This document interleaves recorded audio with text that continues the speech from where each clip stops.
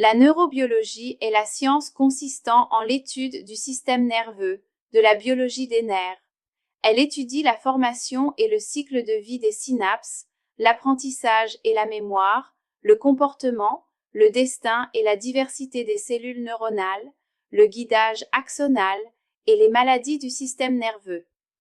Les neurones sont divers en ce qui concerne la morphologie et la fonction.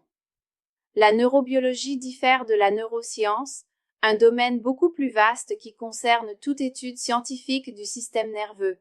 Les neurones sont des cellules spécialisées dans la réception, la propagation et la transmission d'impulsions électrochimiques.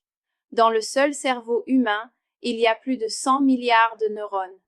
En recherche, un département de neurobiologie rassemble des enseignants de nombreuses disciplines, notamment la biochimie, la biologie moléculaire, l'anatomie, la physiologie et la médecine, afin d'étudier le développement et la fonction du cerveau.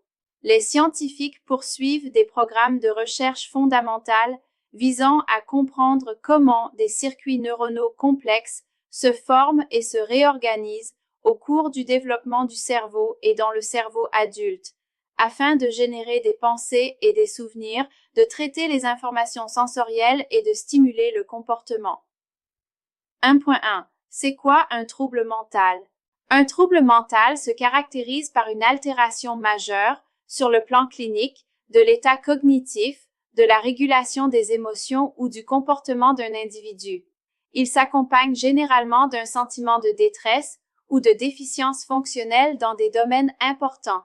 Il existe de nombreux types de troubles mentaux, désignés aussi sous le nom de problèmes de santé mentale. Cette dernière expression, plus large, englobe les troubles mentaux, les handicaps psychosociaux et d'autres états mentaux associés à un sentiment de détresse, à des déficiences fonctionnelles ou à un risque de comportement auto-agressif important.